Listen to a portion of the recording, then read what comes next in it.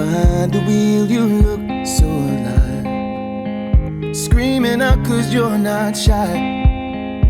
When you're chasing all the stations on the dial.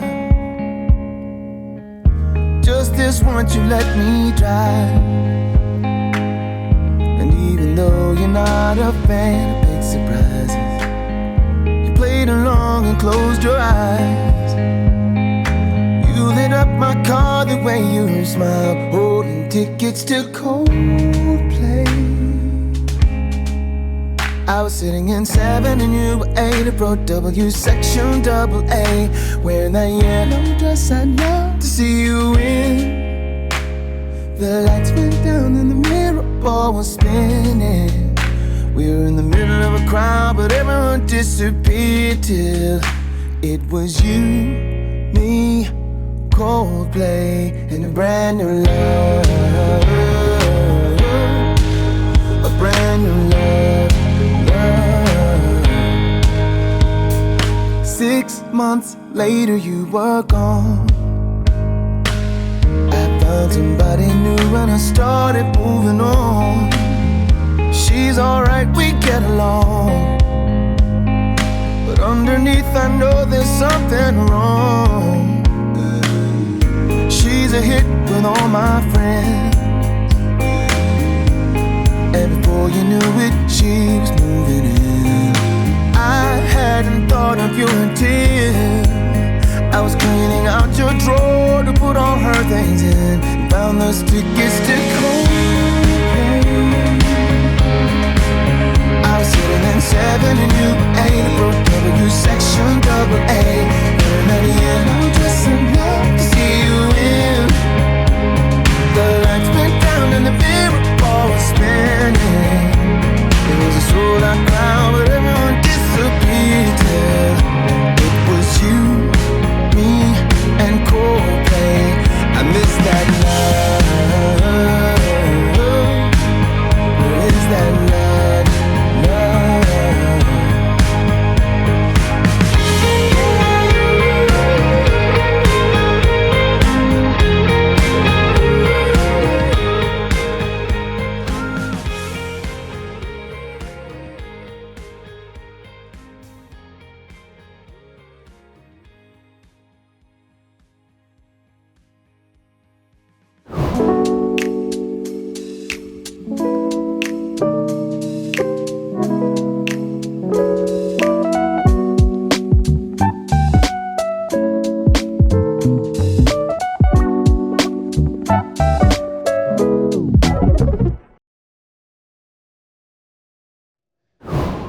Welcome to the inaugural That's Not What I Said event virtually.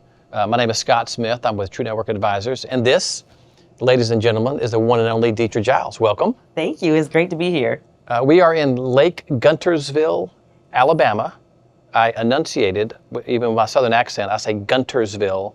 Do you know how I would say it if I was next door at the barbershop? How would you say it? Guntersville. That sounds about right. I know. So, but this is your second trip. It is my second trip, and I've enjoyed both times.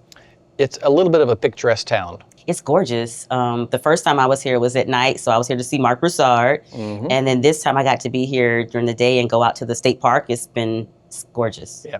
Well, I'm a little bit on the Chamber of Commerce, so this is not meant to be a recruiting trip for you to come to Guntersville, but if you would like, come on. Oh, you should come. Yeah. But Absolutely. Mark Broussard was a musical artist. We do a little concert series here too.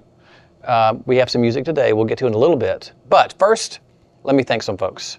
I want to thank our attendees. Thanks for hanging out with us today. I want to thank your benefit advisor for inviting you. That's what True Network is made of these world-class benefit advisors from around the country. I want to thank our sponsors, because we could not do this without them. We have Principal, Pareto, TriNet, and Legal Shield. Thanks for all you do to help make this happen.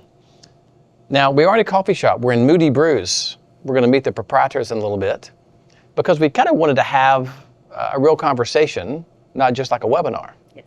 But what are we going to talk about? What are we going to learn today?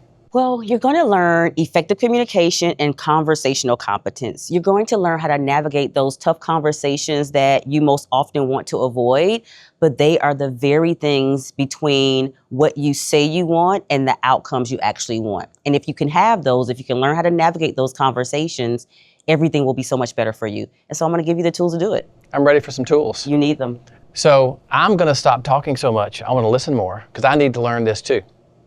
So without further ado, ladies and gentlemen, Deetra Giles. Let's do it. Applause at home, please. How do you know when you've communicated clearly? Let me ask you a different question.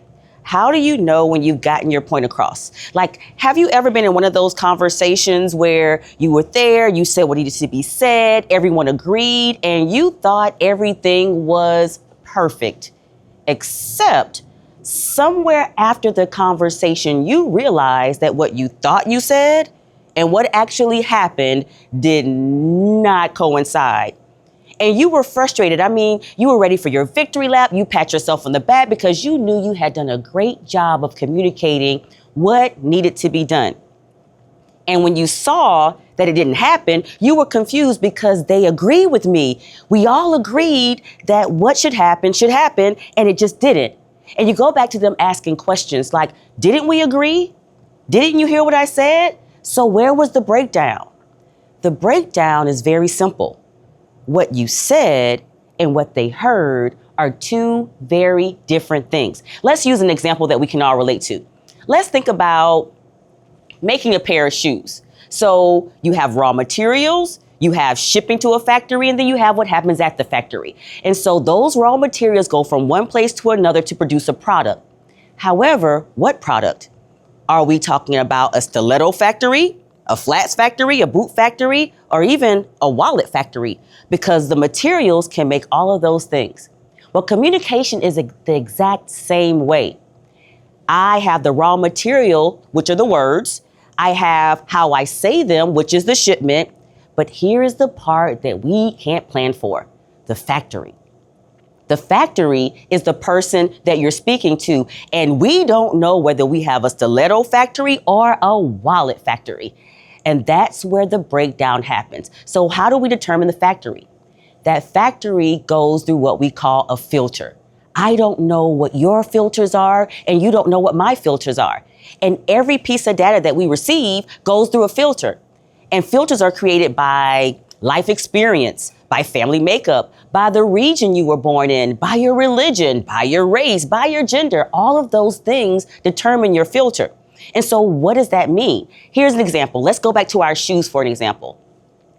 When I say shoes, I am thinking of a perfectly crafted red patent leather 4.5-inch heel with a slight platform to ensure elegance, effort, comfort, all of those things. Now, here's my question for you. Did you have the same shoe in mind when I said shoe? If you didn't, then something's wrong with you, not with me. But here's the reality. The reality is we said the same word. We understood the same word, but we didn't mean the same thing. And so we would have had a conversation. I would have come to you and said, hey, make me a shoe with these materials. And when you brought me back a perfectly crafted boot meant for hiking, I would have been confused because we agreed that you would make me a shoe. Here's the reality. We think we've communicated because we were clear. What we really meant was I understood what I meant. I didn't ensure that you understood what I meant. And so here's what has to happen. We can't just communicate, we have to communicate effectively. And so how do we know? Let's use a working definition for effective communication. Effective communication is when the giver gives the receiver information and the receiver does what the giver intended. Now, you notice I put emphasis on the word intended. Why? Because what I say and what I mean, or what I mean for you to do, may not be synonymous. What I say is shoe. What I intended was a red patent leather pump. And if I am not sure that you understand that, then I have not communicated effectively. It's not just around understanding, because we don't really know if you understood until we get the outcome. So when we're talking about communicating effectively, our focus is always on the outcome. So how does that happen? That happens when we ask the right questions. Here's one thing I say. Good communicators have all the right answers, but great communicators ask all the right questions. Why does that matter? It matters because I can't tell what you understood or if you will do what I intended until I ask. Remember those filters? The only way I know what your filters are or how you interpreted my data is by asking you the questions. So when I ask the question, you can tell me, hey, I plan to make a boot. I plan to make a wallet. Or Deetra, I have followed you long enough. I know you meant a red stiletto. That's the only way we get to the outcome we achieve. And so what happens? What's the breakdown? It's the way our minds work. That's why what I say and what you hear are two different things. Now, this is a two-sided situation. So when I'm communicating with you, I have a responsibility to ask you questions, but what happens on the other side? As the person receiving the information, I have a responsibility to make sure that I'm clear on what's being asked. I'm clear on what's wanted. I'm clear on what's desired. So that may look like me saying, hey, if you're asking me to make you a shoe, I'm sorry, you are a 6'5" male. Do you like a stiletto in 4.5 inches or 2 inches? Or maybe you want a boot. It works both ways. Oftentimes, we think about efficacy when we are the ones giving the information, but assume that everyone will be clear when we're getting the information. It has to be two-sided. And what we need in this is a process, not a standard. What do I mean by a process, not a standard? A process is something that can guide us through, can help us along the way, a system that we can follow. The standard is what always happened. I always say this, and you always do this. But when we follow the standard, we mess up. Why? Because situations change, people change, scenarios change, and what worked before may not work this time. And so when we talk about what's heard versus what's said, we have to stop and ask ourselves, what's the process we're going through to make sure that communication is happening effectively? And that's what we talk about, and that's what we're here to talk about today. Getting us from what's said to what's heard, from what's said to getting the outcome we want, from doing what we heard to getting what we intended. And that's the essence of what we'll talk about. Now, this is a topic that ranges from how do I get my clients to go in the way that I want them to go, to how do I have a better relationship with my spouse, my partner, my children, my parents. It goes across everything. When we can communicate effectively, it changes every area of our lives. It decreases our stress and improves our outcomes. And who doesn't want to have a better outcome? So I am so happy that you are joining us on this journey to have more effective communication. And I am excited about giving you the tools to do that in your everyday life. Now, here's a piece that we all know so well. If you know Scott, you know that music matters to him more than anything, and nothing around Scott is done without music. So I hear, Scott, today that we have an amazing musical artist here for us. All right, thanks, Deetra. And she is correct. Music is part of the culture at True. It just makes the world go round. And actually, next door at a place called Dave's Music Hall is a concert with David Ryan Harris and Gabe Dixon. But David has agreed to sing a song just for us, which means just for you. So let's send it over to Dave's right now. To David Ryan Harris, take it away. Thanks, Scott. I'm going to play this song, Shelter. Hope you guys like it.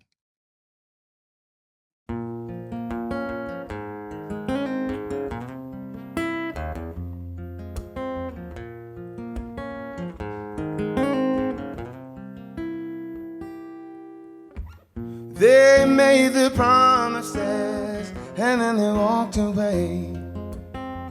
Farewell, let friends be gone, be gone.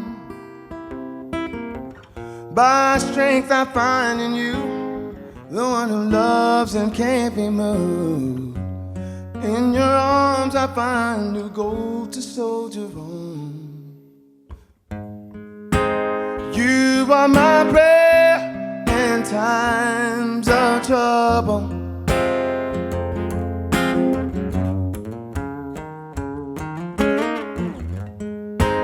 I'll be your answer when you call me. I'll shelter you, shelter me.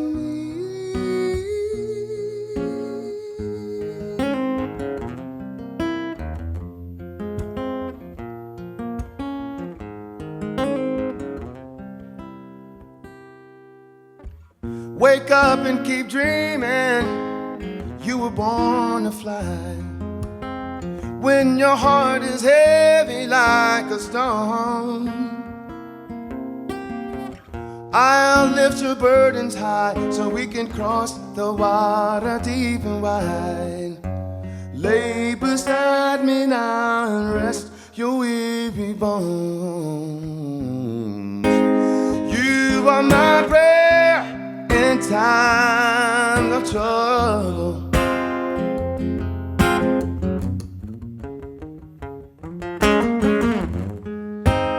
I'll be your answer when you call. I'll shelter you. Show me how an action speaks louder than a word.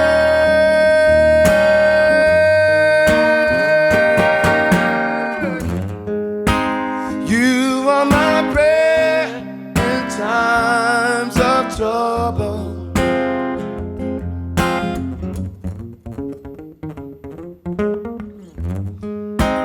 I'll be your answer when you call. I'll shelter you. You are my prayer in times of trouble.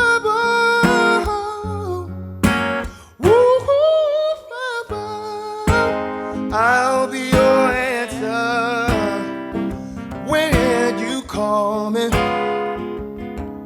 I'll shelter you, shelter me.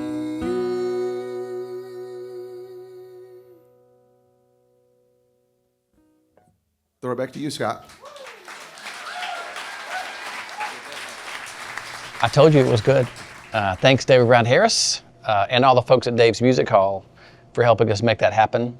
And now, the star of the show, the real star of today's show, talking about That's Not What I Said. Let's go back to the one and only Deetra Giles. Deetra? Thanks, Scott. So let's jump back into this really quickly. We talked about what's heard versus what's said, which means that this misalignment in communication, this misalignment in understanding is predictable. And anything that's predictable can be managed. So how do you manage something that's predictable? You need a framework. You need an outline. You need a model. Why?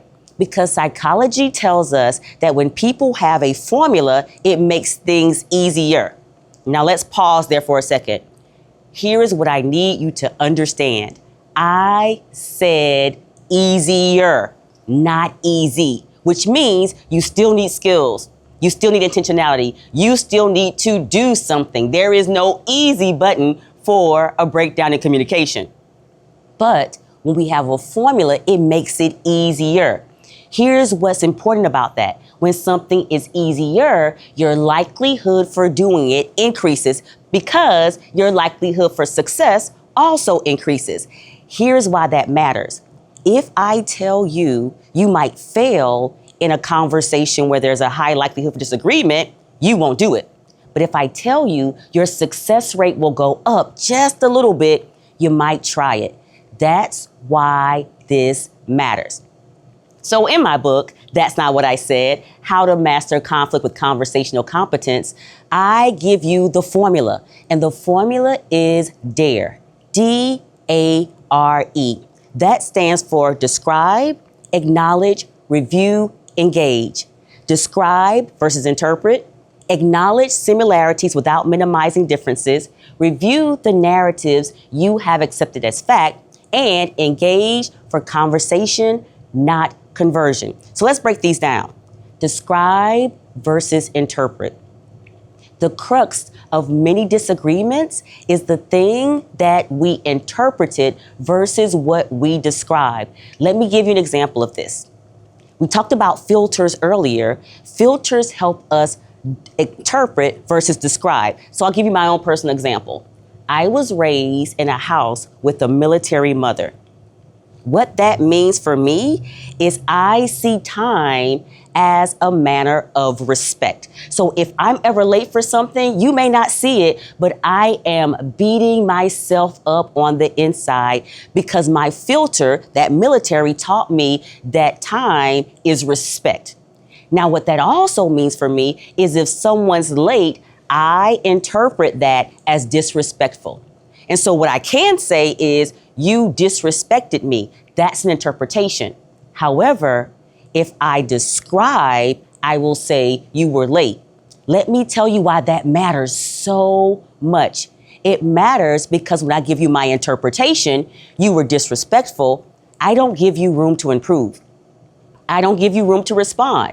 I only give you room to defend yourself. But when I give you the description, hey, you were 10 minutes late, it allows you to respond appropriately. It allows you to explain, hey, I lost my keys. Hey, the car broke down. Hey, I was behind a car accident. It allows us to engage in a conversation versus an argument. So the first step, description versus interpretation. Step back and ask yourself, what can I say that is observable and something the person can impact versus defending themselves against? The second one, A, acknowledge. Acknowledge similarities without minimizing differences. Here is the hard truth. Similarities make us comfortable. That's why we get stuck there. This is why you've had the same argument 50 million times. Why? Because you get to the point where you agree, and when you get to that point right where you might disagree, you stop. Because you know the next step is discomfort. The next step is uncomfortable, and you don't want the discomfort of a disagreement. So you stop. But that's where the real work happens. Here are some words you can use. Hey, we pretty much agree on everything except this one area. Can we talk about this so we can get alignment across the board instead of having to repeat this conversation again? It's okay to have a disagreement while acknowledging that there are things that we agree on. It doesn't mean we hate each other. It doesn't mean I wish death upon you. It just simply means we have a different way of approaching the problem. The third one is probably the most difficult piece of them all, and that is R. Review the narrative you have accepted as fact. When I accept something as factual, I don't even question it. For example, I'm not going to age us all here, but some of us grew up hearing that Pluto was a planet. If you were educated before 2006, Pluto is in your number of planets, right? So when a 5-year-old comes to you and tells you, Pluto is not a planet, you argue with them. Hey, I have shoes older than you. How are you going to tell me what the planets are? Well, in reality, if they were educated after 2006, Pluto being a planet is no longer factual. And if you're approaching that conversation with that fact, guess what? You're wrong. I remember being in a dispute or even in a mediation with the manager and someone else. And the manager said to the other person he was having a conversation with, I will fall on this sword. I will die on this sword. And I looked at the manager and said, that's unfortunate because that sword is rusty. Simply because they were basing their stance on facts that were no longer factual. They've been at the company for 15 years and they were basing their facts on a thing that happened 15 years ago. And the company was no longer that company.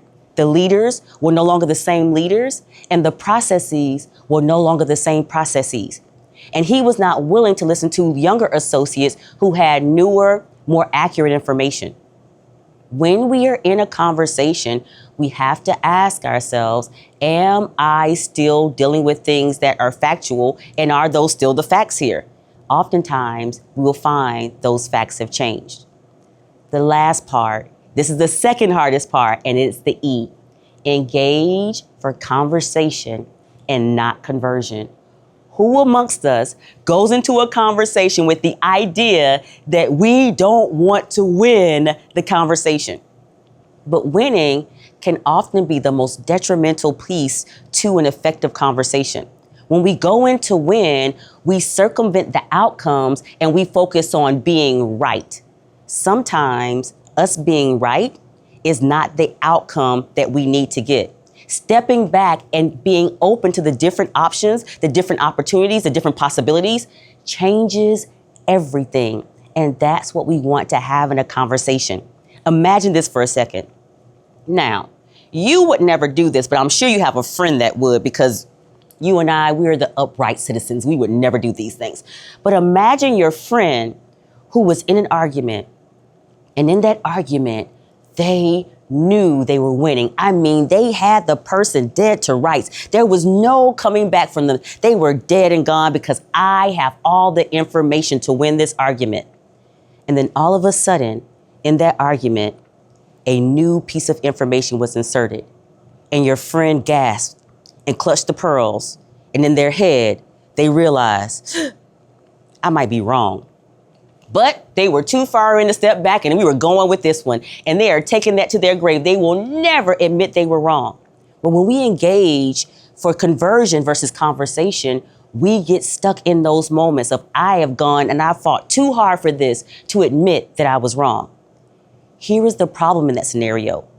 When someone fights, realizes they're wrong, and won't back off of it, two things happen. Neither are good. One, the person speaking thinks, this piece of data should have changed their mind. Either they aren't as bright as I thought they were, or number two, they are as bright as I thought they were, and they lack integrity. Neither of those are good in the scenario. So when we step back and stay open to the possibilities of there being another way, a better way, or even the possibility that we're wrong, it changes everything.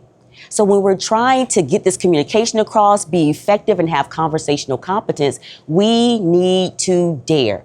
Describe, acknowledge, review, and engage. Describe versus interpret. Acknowledge similarities without minimizing differences. Review the narrative you've accepted as fact, and engage for conversation, not conversion. This is the formula from getting from what I said to what you heard, and making sure we get the intended outcome from our communication. Now, we've said a lot, and I think Scott and I should have a coffee. Indeed, it is time for coffee, Deetra. Come on over. After you.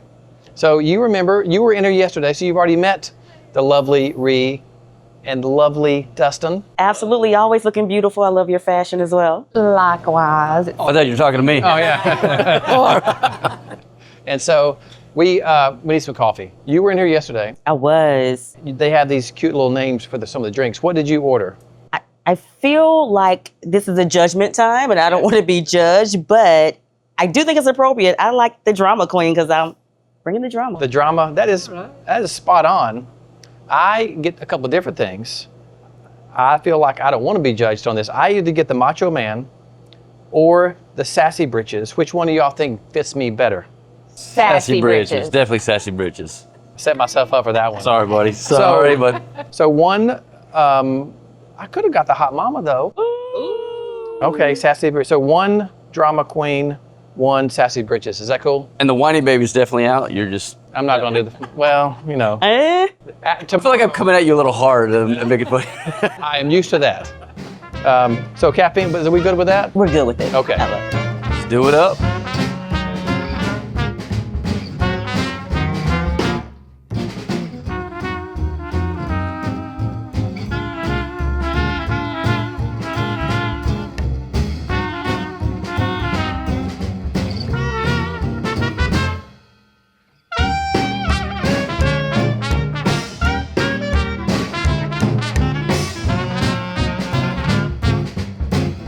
yeah. Alrighty, you guys ready? Thank you guys. There you go, drama queen. Thank you. All right. This is Appreciate you guys. amazing. Thank you. Thank you guys so much. You ready to get So back to good work? to I'm see you ready. both. Yeah. We're going back to work. Y'all ready? All right. Okay. let's Take do it. care. You Bye, too. girl. See ya. Bye. Okay. Now we're ready. We're caffeinated Yes. and we're good to go.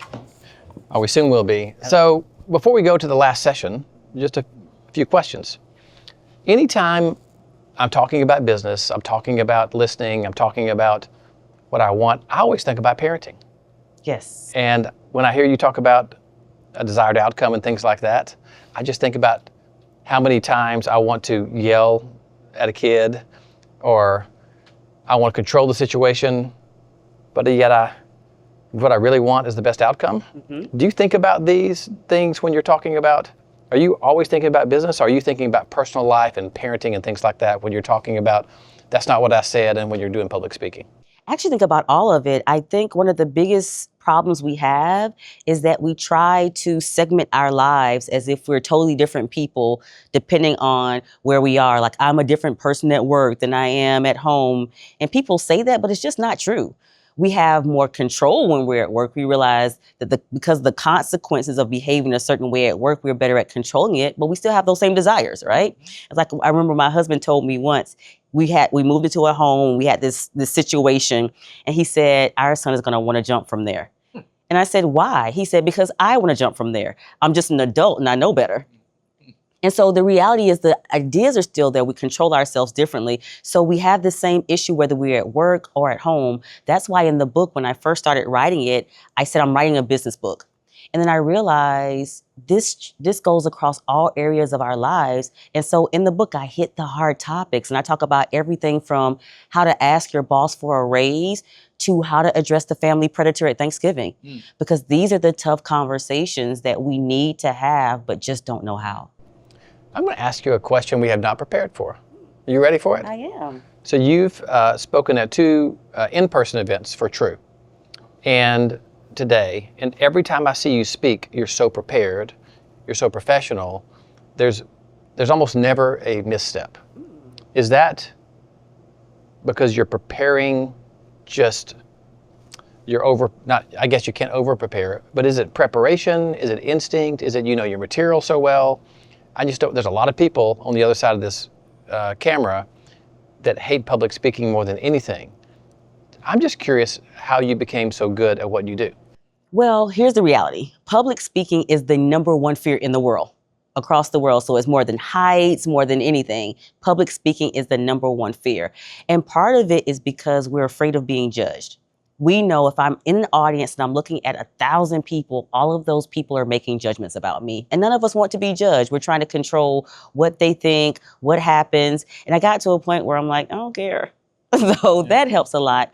The other thing is, when I'm in front of people, I value speaking about things that I know. And so if someone calls me to talk about something that's not an area of expertise, I'll turn it down. This book took me, it's 15 years of my research, from teaching in academia to writing white papers to doing research on actual people to reading research. So I know what I'm talking about. And then the other part is I do think I have a natural gift for speaking. I'm very comfortable speaking. I grew up in the arts, from playing an instrument to being a classically trained dancer from 3 years old. So I've been on stage in front of people, so I'm comfortable being up there, and I'm comfortable making a mistake. I remember when I was younger as a dancer, my instructor would tell people, when we get on stage, do not follow Deetra, because she will mess up with confidence and you will think you're wrong. And so I became comfortable knowing that if I make a mistake, I can fix it, I can step back, I can recalibrate. But really, when I'm speaking on stage, I value having done the research. And so when I'm speaking from there, I speak from a level of confidence. The flip side of that is I tell people there's a difference between confidence and audacity. And I happen to have a healthy combination of both. And confidence is data. So people mistakenly say, I need more confidence. And they don't. Confidence is what you do the research and why people go out and get multiple degrees and multiple certifications, because they're trying to gain confidence. Right. And they have the confidence, just don't have the audacity. An example I give is, I'm a crazy dresser. Like, people will see this jacket and think she's channeling Prince. And it's cute and I love the idea, but I could never wear it. Confidence is knowing it's cute. Audacity is wearing it. And I have a healthy combination of the two. I love that. And something I missed in your introduction is a bunch of HR leaders watching right now, you were in HR for a good portion of your Absolutely. career. 20 years plus. So you're not just making stuff up. No. Speaking of not making stuff up, I think we should have our last session. I think we should. you ready? I'm ready. Give it up one more time. I like introducing you like this when you're going to walk up there and talk. You ready? The one and only Deidre Giles. Let's do it.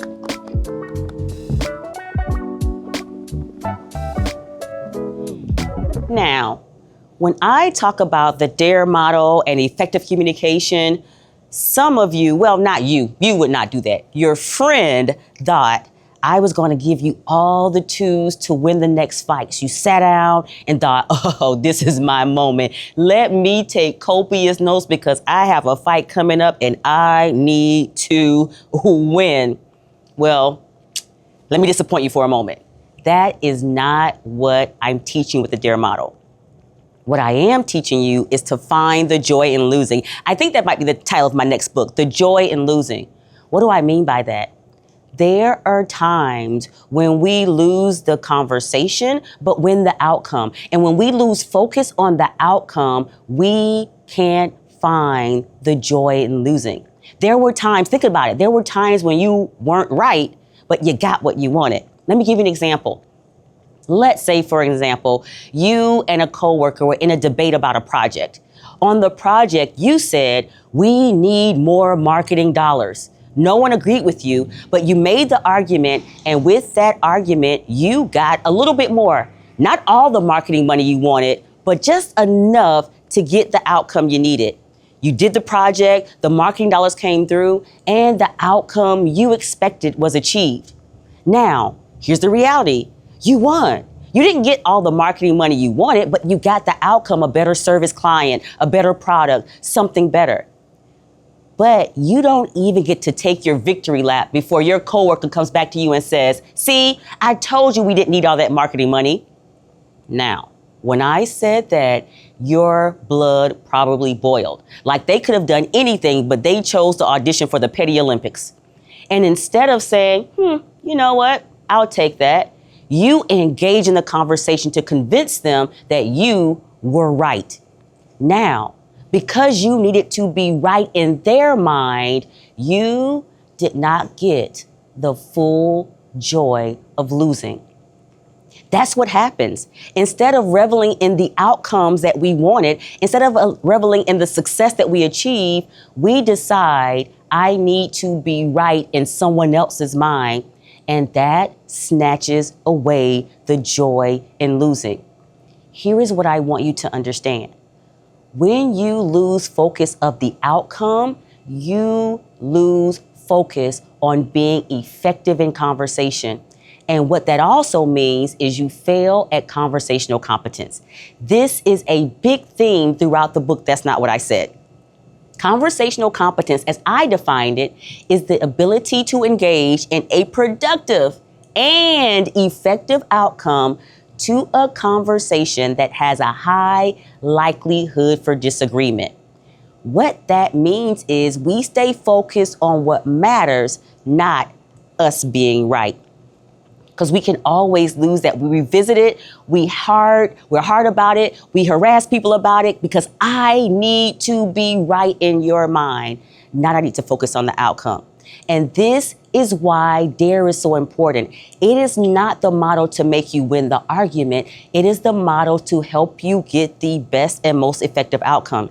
Now, what does that mean? That means when I'm approaching a conversation, I use the DARE model to strategize about how I should proceed, even if that means not proceeding at all. Some of us view exiting a conversation as failure. If I don't engage in the conversation, then I failed, I've lost in some way. Sometimes the best outcome is you not engaging. Let me give you a personal example. Once I was on vacation, I was coming back from vacation, got to the airport. Now, I was in an airport in another country. We get to the airport, it is the last flight of the evening. And as we're sitting there, we hear the announcement come on. The flight is canceled. As you can imagine, we went crazy. I mean, everyone jumped up, they were screaming, they were upset, they were rushing the gate agent. And then, as if telling us the flight was canceled wasn't bad enough, the gate agent also announced that because it wasn't the fault of the airline, they were not going to handle our accommodations, and the airport was closing and we had to leave. You could imagine the pandemonium that ensued. Everyone rushed the gate agent. They were screaming. They were talking to this person the way I wouldn't even talk to an animal. And in the midst of it, I looked at the person I was with and said, let's go. A person watching us leave panicked, like, where are you going? We have to argue with them. We're going to win this. And I realized they were wrong. I stopped, I described, and I looked at the scenario. Using my DARE model, I realized the person they were arguing with had no authority to change anything. And no matter what they said or how much they argued, they were in a losing battle. Using my model, I walked away. Hey, how do I get the result I want? How do I describe, acknowledge, review, and engage? I walked away to a more quiet area. I called the airline customer service, asked for a leader, got that leader on the phone, and I took joy in losing that argument to win on the other side. What did I get? Not only did I get accommodations, I got a meal voucher, I got transportation, and I got an upgrade on the first thing leaving that next morning. There was joy in losing that battle to win the war. Why? Because I was focused on the outcome, which was getting home and not being homeless for a night in another country. When we recognize that the DARE model is about strategy and not about winning, we are better able to handle the situations that come to us. Now, what's your scenario? What situation are you walking to? What ideas do you have about wanting to win the argument versus getting the outcome you need? Where are you failing at this? Where is your ego getting in the way of having an effective and productive end to a conversation? Now, some conversations we need to engage in and some we need to walk away from. How do you know if you need to engage or walk away? The question is, what is the outcome of this relationship, not the scenario? Prime example. I go outside, I look up, and I tell someone standing next to me, the sky is a beautiful blue today. And they say, blue? The sky is candy apple red. I can do one of two things. I can try to convince them the sky is blue, or I can say, the color of the sky is to them has no impact on me. You have an amazing day, and I can walk away. Now, which one I choose depends on the relationship. If I'm talking to my spouse, we may need to have a conversation because I plan to be with this person. So I need to know, are you perhaps colorblind? Something happened to your vision? Do we need a doctor here? Are you having a stroke? What might be happening? Or if it's some random stranger I will never see again and have no interaction with, I may nod my head, walk away quietly humming, and go home and talk about them to my family. How we handle it determines on the relationship going forward. But here's the reality. We have to recognize that every conversation does not need our intention, and being right and getting the best outcome are not synonymous. And so stepping back, using the DARE model to decide, how do I strategize in handling this conflict? That will even help you knowing the power dynamics. The describe may be, who has the real authority to answer the questions we have?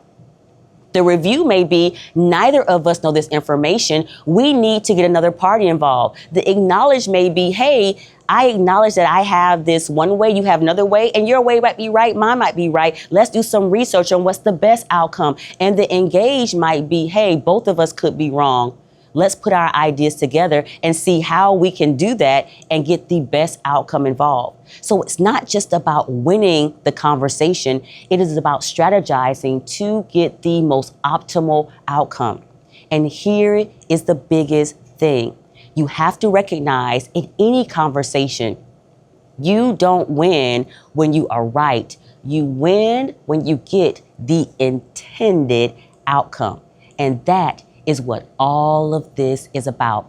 Making sure you get the outcome you started out trying to achieve. Not being right, but getting the best, most effective, most productive outcome. And that's when we begin to use communication to affect performance, productivity, and profits. And that, my friends, is what it's all about. Now, Back to you, Scott. Man, so good, Deetra. Thank you very much. I want to go back to that parenting. There were so many times my kids are all grown now, but I wanted to be right and win the argument rather than get the desired outcome. So anyway, thanks for making us better. Thanks for helping everybody. Before we get out of here, I want to thank David Ryan Harris, and the folks at Dave's Music Hall, different Daves, by the way, for letting us do the music thing over there. Thank Deetra again for being so great. Thank our agencies. These are the most innovative and creative employee benefit agencies in the country. And their guests, your clients, potential clients, referral sources, whoever you are, thanks for taking the hour with us. Thank our sponsors again, Pareto, Principal, TriNet, and Legal Shield. Thank the creative crew here for the time to take this. Thank Dustin and Rhea at Moody Brews for letting us take over. They should have been home a long time ago. They're sitting in the back waiting for us to get out of here. Did I miss anybody? That's good. All right. Thanks, everybody. We'll see you again soon. True love. Take care. You are my prayer in time.